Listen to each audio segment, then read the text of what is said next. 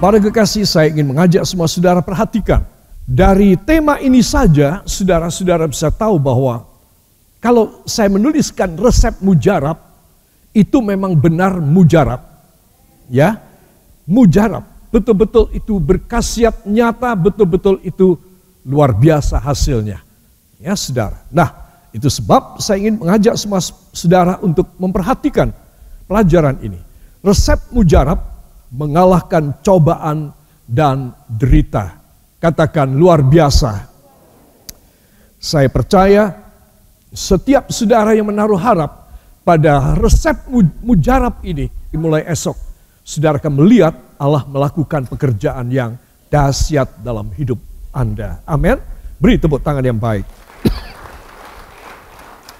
Saudara yang kekasih, kita akan membuka sekali lagi dari Mazmur 40 ayat 1 sampai dengan ayat yang keempat. Siap? Kita mulai dari judulnya.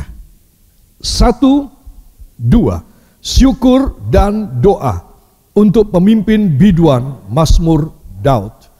Aku sangat menanti-nantikan Tuhan, lalu ia menjenguk kepadaku dan mendengar teriakku minta tolong. Ia mengangkat aku dari lubang kebinasaan, dari lumpur rawa. Ia menempatkan kakiku di atas bukit batu, menetapkan langkahku. Ia memberikan nyanyian baru dalam mulutku untuk memuji Allah kita. Banyak orang akan melihatnya dan menjadi takut, lalu percaya kepada Tuhan. Amin. Beri tepuk tangan bagi dia. Ayat ini luar biasa ya, penuh keyakinan. Ya, lalu orang-orang pada takut.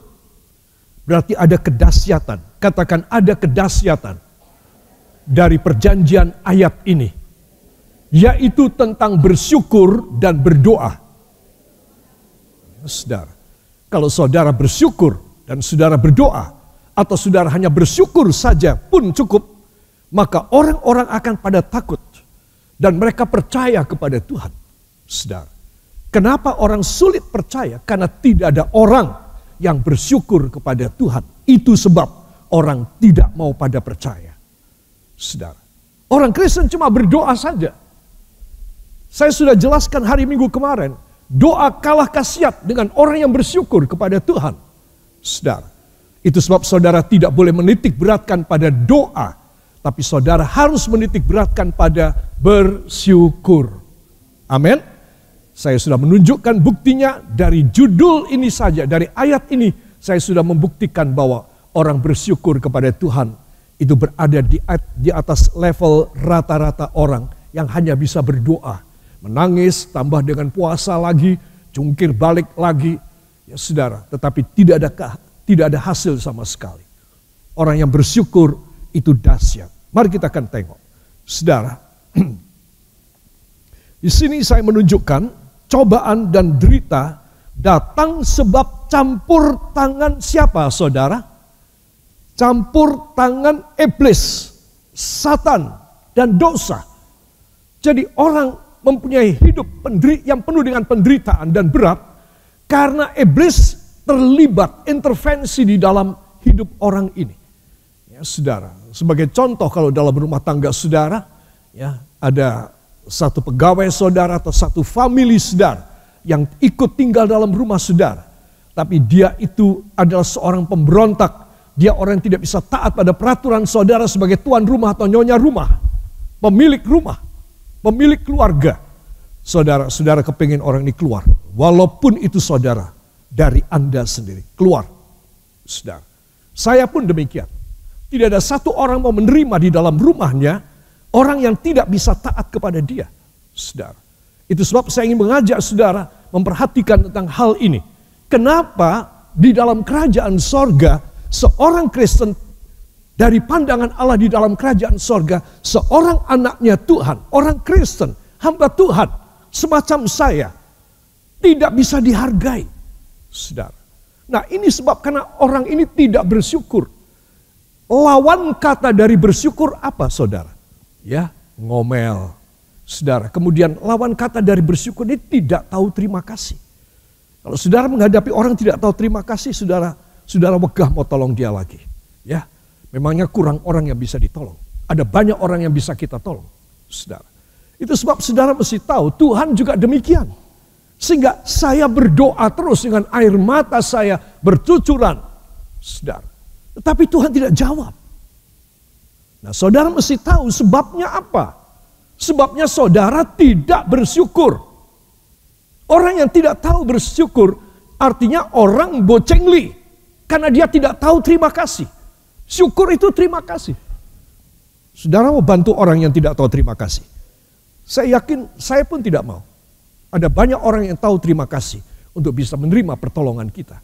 Saudara, itu sebab saya ingin supaya semua saudara menghargai kasih karunia Allah. Supaya apa? Supaya saudara punya doa, harapan, permohonan. Itu tadi saya sudah katakan, bahkan tanpa doa sekalipun. Ketika engkau bersyukur kepadanya, Tuhan melihat hatimu terbuka. Dan Tuhan melihat segala kasana, segala isinya. Bahwa engkau membutuhkan, engkau sangat mengharap, engkau sangat mendambakan. Saudara. Sehingga saudara tanpa berdoa, Tuhan menerima. Saudara. Semua kerinduan saudara dari karena saudara cuma bersyukur saja. Saudara memberi izin Tuhan masuk dan mengorek isi hati saudara, isi pikiran saya, sehingga kita semua terbuka di hadapannya. Nah, baru Tuhan bisa bekerja. Katakan, baru Tuhan bisa bekerja dan mengulurkan tangan kepada saya. Ya, ini hal besar, saudara. Tapi ini hal seringkali diabaikan dan tidak diajarkan. Saudara yang kekasih, cobaan dan derita datang sebab campur tangan Satan dan dosa, ya, provokasi iblis untuk tidak terima kepada Tuhan. Nah, kosok balinya, yang lawan kata dari bersyukur adalah tidak terima. Tidak terima. Ya, saudara, saudara diberkati oleh Tuhan 1 bulan segini, atau seminggu segini, atau sehari segini, saudara ngomel karena saudara tidak terima kepada Tuhan. Ya, saudara, kenapa si atau si X menerima lebih banyak dari saya? Tapi saya cuma dapat segini Tuhan. Iblis memprovokasi saudara. Ngomporin saudara. Tuh lihat, Tuhanmu tidak adil. Ya, sama-sama anak Tuhan, sama-sama segereja, kamu itu paling miskin. Berontak dong, berani dong, ngomel dong sama Tuhan. Ya, saudara, orang yang ngomel kepada Tuhan kena hukum. Nah, ini pintarnya iblis. Jadi dia lihai banget. Dia cuma ngomporin aja. Ya. Karena bibitnya sudah ada. Api dalam sekam sudah ada. Terus dia cuma kasih oksigen aja. Dia cuma ngipasin aja. Jadilah apinya. Wow. Berani sama Tuhan. Itu sebab saudara, Tuhan itu sudah pengalaman menghadapi yang namanya manusia. Apa? Manusia. Dari zaman dulu, kala dari keturunan Adam dan Eva, Tuhan sudah tahu bahwa manusia itu dari sejak bayi, ya disebutkan dalam Kejadian pasal yang ke-6, dari sejak bayi manusia itu hanya jahat hatinya. Itu sebab Tuhan berkata kepada Nuh, aku tidak akan menghukum dunia lagi dengan air bah. Lalu dengan cara apa Tuhan akan menghukum? Aku akan menghukum dengan api dan belerang. Saudara, itu sebab saya dan saudara kita harus tahu, iblis kerjaannya cuma memprovokasi, ngomporin kita. Ya, ngomporin. Kalau saudara tidak membestraf, saudara tidak menengking iblis dari eksistensi hidup saudara, iblis akan bercokol terus. Terus, hari ini engkau sudah dikomporin, besok mulai berkobar. Lusa gede apinya. Lusanya lagi engkau mundur dari Tuhan. Siapapun engkau, setia apapun. Karena engkau membuka telingamu kepada iblis. Itu sebab saya perlu menegaskan, apa rahasia orang tidak bisa dikabulkan doanya adalah karena dia dikomporin dan diprovokasi oleh iblis. Ya, sehingga dia tidak tahu bersyukur. Tetapi dia tidak terima. Ya, saudara, dia tidak terima kepada Tuhan. Saudara, contohnya sakit sudah berdoa tidak sembuh. Bahkan mati. Saudara, ini iblis paling suka untuk ngomporin orang-orang Kristen yang imannya tipis. Pengertian firman Tuhannya cetek. Ini iblis paling suka. Tuh lihat, kamu sudah mendoakan, ternyata orang yang kamu cinta ini mati.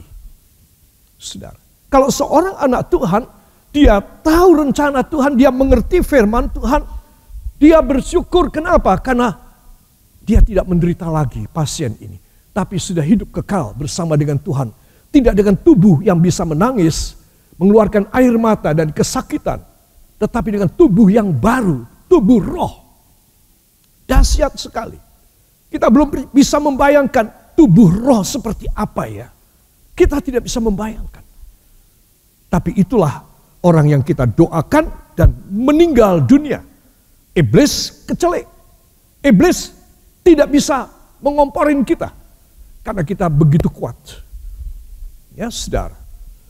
Itu sebab begitu banyak alasan dan penyebab di mana iblis bekerja dengan dahsyat di dalam hidup manusia.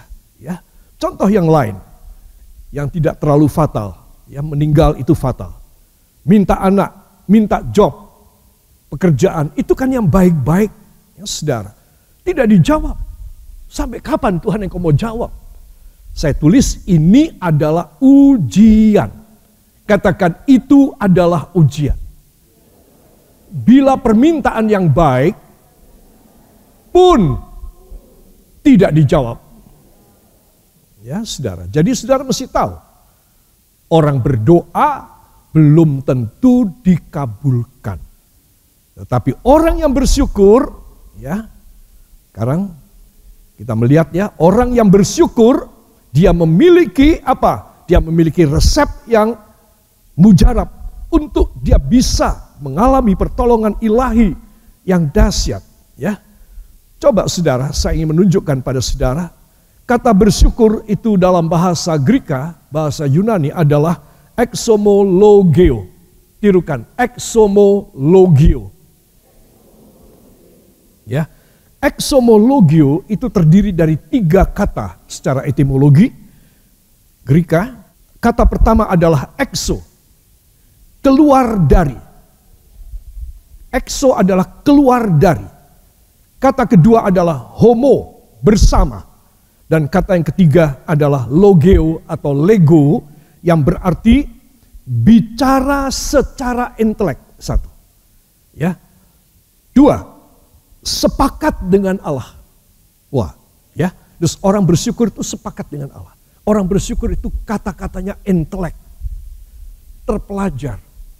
Kata-katanya mutiara di hadapan hadirat Allah. Ketiga, ya saudara, paham ia milik siapa. Jadi orang yang bersyukur itu paham. Dia nggak boleh berontak karena dia miliknya Tuhan. Amin. Jadi dia paham dia itu milik siapa. Saudara, kalau saudara berdoa, saudara bisa berdoa dengan jengkel kepada Tuhan. Tapi saudara berdoa, orang bersyukur tidak bisa karena exomologeo. Ya saudara, logeonya inilah yang istimewa. Ya saudara, tahu sadar aku milik siapa. Pantaskah aku milik Tuhan dan aku berontak kepada Dia? Aku nggak jadi bersyukur dong. Terus orang yang bersyukur itu adalah orang yang tahu dia milik siapa. Jadi kalau saudara bersyukur kepada Tuhan dengan derai air mata sekalipun, saudara, karena saudara sedang sakit, saudara sedang membutuhkan uang, saudara sedang hancur usahanya, saudara sedang tidak bahagia, saudara sedang disakiti hati oleh pasangan hidup saudara. Tapi saudara belajar bersyukur kepadanya. Saudara itu tahu saudara milik siapa. Saudara. Dan itu sebab saudara, orang yang bersyukur dia adalah orang yang memuja dan memuliakan Allah di tengah penderitaannya sekalipun. Allah nggak tahan hatinya, langsung turun tangan. Anakku ini menderita, dia sakit, dia tidak punya uang, dia tidak ada kerjaan, dia lagi rugi, dia lagi disakiti oleh pasangan hidupnya. Tapi dia bisa bersyukur kepadaku. Exomologeo dengan aku. Wah, lihat. Apa tindakan Tuhan? Udah begitu sambil bersyukur dia memuji dan memuliakan Tuhan. Dia memuja Tuhan Yesus, Allah Bapa, Roh Kudus. Dia memuja. Saudara bisa bayangkan. Apa Tuhan gak jatuh hati? Saudara. Itu sebab saya ingin mengajak semua saudara keluar dari penderitaanmu. Keluar dari kemiskinanmu. Keluar dari kegagalanmu. Keluar dari kekerasan hatimu. Jangan dekat-dekat dengan neraka. Engkau harus dekat dengan Tuhan.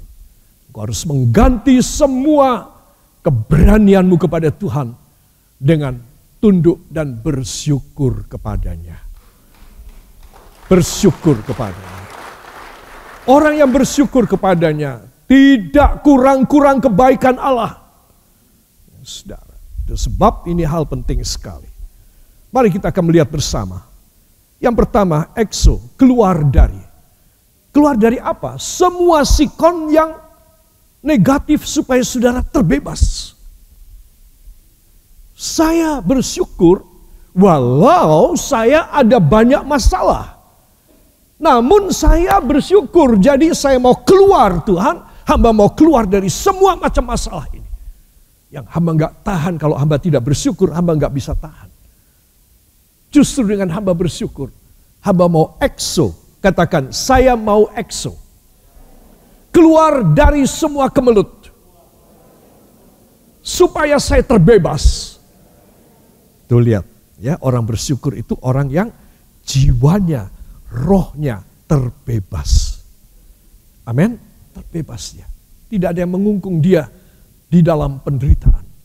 Saudara mulai dengan kata-kata pertama, kedua, ketiga dengan bersyukur kepada Tuhan. Saudara sudah mulai keluar dari semua kemelut saudara. Saudara mulai exodus, keluar. Saudara mulai membebaskan diri saudara. Saudara, bangsa Israel keluar dari Mesir. Kita dalam Alkitab bahasa Indonesia, judul kitabnya adalah Kitab Keluaran. Ya, saudara, dalam bahasa Inggris adalah Exodus. Diambil dari kata exo, keluar. Saudara. Apakah terus bangsa Israel masuk lagi? Enggak. Mereka kepingin masuk lagi. Dan Tuhan marah, aku sudah kasih keluar kamu dan kamu mau masuk lagi. Itu sebab Tuhan marah kepada mereka. Terus orang yang tidak tahu bersyukur, ya Tuhan bisa marah malahan sama dia. Sudah doa, kena marah lagi. Coba. Sudah doa, kena marah lagi. Coba. Kenapa? Karena dia tidak bisa bersyukur kepada Tuhan. Isinya cuma dalam hati, gak terima, cemburuan, iri hati, ya saudara, dan banyak hal negatif. Keluarlah. Katakan, saya harus exo. Saya harus terbebas. Supaya saya bisa bersyukur kepada Tuhan. Yang mau demikian beri tepuk tangan bagi dia. Haleluya. Kata kedua adalah homo. Ya, itu berarti komunal. Secara komunal dan secara pribadi. Dan orang bersyukur, dia bisa secara pribadi bersyukur. Tapi dia juga bisa secara komunitas, komunal, bersama-sama. Saudara, artinya baik sendiri maupun dalam gereja berkelompok, dalam MK, saudara, baik sendiri, baik di dalam MK, baik sendiri, baik di dalam gereja, itu kita adalah orang-orang yang sudah terbebas. Itu sebab kita harus mengekspresikan kebebasan kita. Ya, dengan apa? Dengan kita bersekutu dengan Tuhan. Orang bisa bersekutu dengan Tuhan pribadi. Orang bisa bersekutu dengan Tuhan 2 atau 3 orang di dalam nama Yesus berhimpun bersama, maka Yesus hadir di tengah-tengahnya, amin.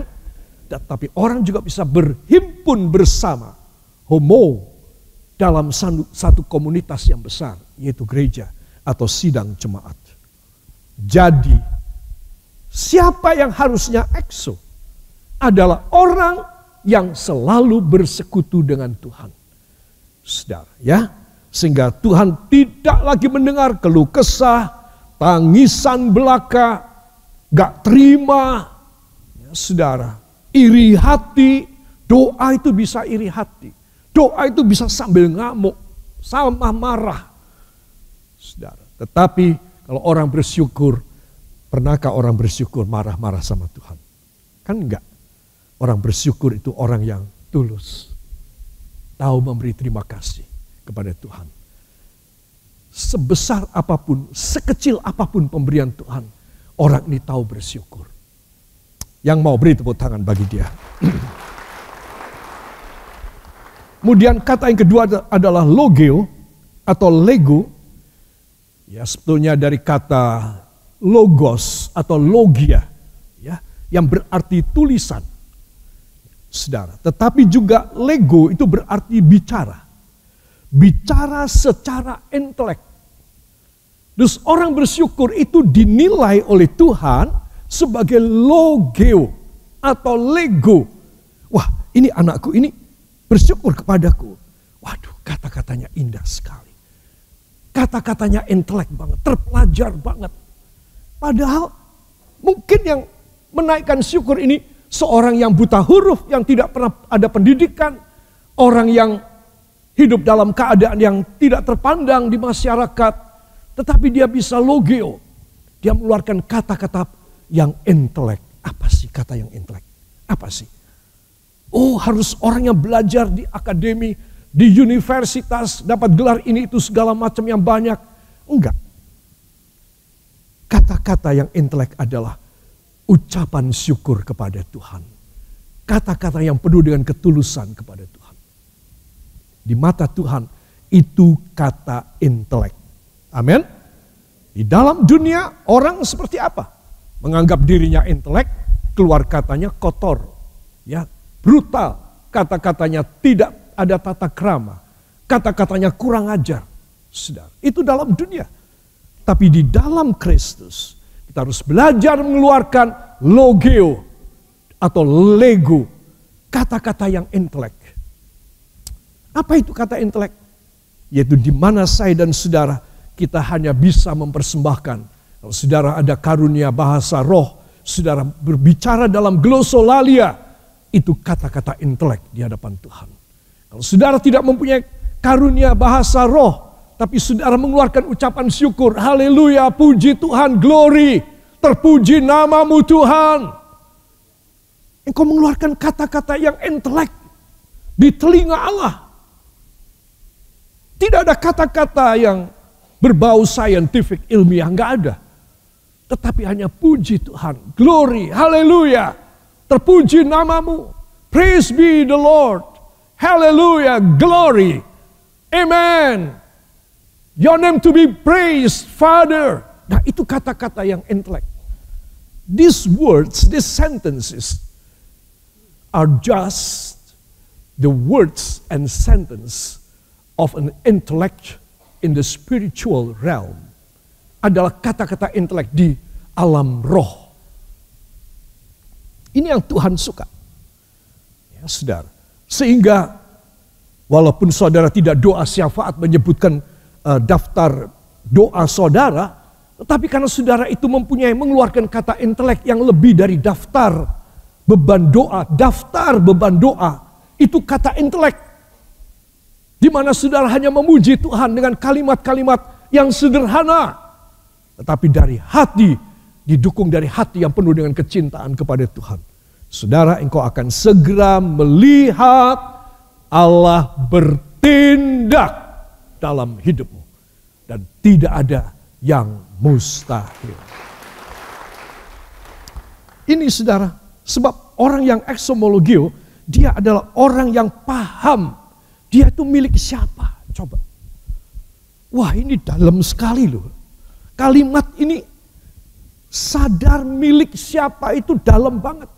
Itu sebab seorang anak Tuhan yang bisa logeo adalah orang yang benar-benar ada di dalam hati Allah. Dia ngerti pelajaran firman. Dia tidak bodoh pengajaran firman. Asal bisa menyanyi, lompat-lompat, bisa menyanyi dengan sorak-sorai, main musik dengan baik, jingkrak-jingkrak. Isinya hatinya kosong, pikirannya kosong, gak ngerti. Percuma. Ibadah apa itu? Itu sebab saya ingin mengajak semua saudara untuk belajar mempersembahkan suatu ibadah yang berkenan kepada Tuhan. Amin. termasuk pribadi saudara, dalam komunal saudara, di MK-MK, saya minta mulai ada waktu beberapa menit, mulai malam ini, untuk eksomologio, bersyukur kepada Tuhan. Enggak menaikkan doa syafaat, enggak. Itu ada acara lain. Tetapi bersyukur kepada Tuhan. Ajari anggota MK saudara, bersyukur kepada Tuhan. Nanti lihat, semua air mata keluar. Semua mata rembes. Semua orang akan bersyukur pada Tuhan. Ada perubahan yang dahsyat di dalam MK saudara. Yang mau beri tepuk tangan bagi Tuhan. Saudara, dan juga tadi saya sudah jelaskan, ini orang sepakat dengan Allah. Sepakat. Tuhan, hamba sepakat. Istri hamba telah engkau bawa pulang ke rumahmu, hamba sepakat dengan engkau. Hamba tidak ada penolakan, hamba tidak ada penolakan. Hamba sepakat dengan engkau. Terima kasih. Wah, Tuhan jatuh hati kepada saya. Jatuh hati sama saudara. Hal yang berat sekalipun, engkau bisa sepakat dengan Tuhan. Bukankah itu istimewa dalam penilaian dan penghargaan Allah? Saudara, kematian itu hal paling berat. Tapi saudara dan saya bisa sepakat dengan Tuhan. Tuhan tambah jatuh hati lagi. Amin. Sebab saudara, pelajaran ini jangan sampai lupa. Ada ayat-ayat yang saya ingin kita membaca bersama. Dan saya undang kita bangkit berdiri sejenak. Di dalam 1 Tawarifas yang ke-16, ayat yang ke-8, ayat 34 dan ayat 35. 1, 2, nyanyian puji-pujian Daud. Bersyukurlah kepada Tuhan, panggillah namanya, perkenalkanlah perbuatannya di antara bangsa-bangsa. 34. Bersyukurlah kepada Tuhan sebab ia baik, bahwasanya untuk selama-lamanya kasih setianya.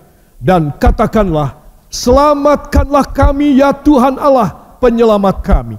Dan kumpulkanlah dan lepaskanlah kami dari antara bangsa-bangsa, supaya kami bersyukur kepada namamu yang kudus dan bermegah dalam puji-pujian kepadamu. Amin. Terima kasih. Silakan duduk kembali. Saudara, di sini kita membaca nyanyian karangan Daud. Isinya cuma suatu proklamasi perbuatan-perbuatan baik dari Tuhan Allah. Saudara. Dan itu mengagumkan Daud. Daud terkagum-kagum dengan semua. Kalau dia perang, dia mesti menang. Saudara. Ketika bangsanya, negaranya dalam musim kemarau, dalam musim paceklik, tidak lama, hanya beberapa hari, Tuhan kirim hujan, Tuhan kirim kesuburan. Panen yang harusnya setengah tahun, setahun 2 kali, menjadi setahun 3 kali. Itu terjadi di masa pemerintahan Daud. Di masa pemerintahan anak-anaknya tidak terjadi. Saudara, apa sebab? Karena Daud adalah jagoan bersyukur kepada Tuhan. Saya katakan dia jagoan bersyukur kepada Tuhan. Coba. Raja, tetapi dia merendahkan dirinya sampai dia hanya mau mempermuliakan dan bersyukur kepada Tuhan. Adakah kata yang lebih indah dari bersyukur? Saya rasa ada, tetapi ini nomor 1. Saudara, bagi dialah. Semua katakan, angkat 2 tangan. Bagi dialah. Bagi Yesuslah, bagi Allah Bapa, bagi Allah Roh Kudus. Itulah syukur saya. Saya tidak bersyukur kepada manusia.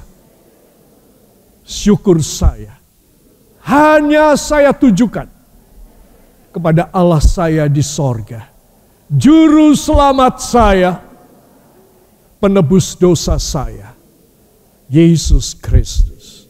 Amin.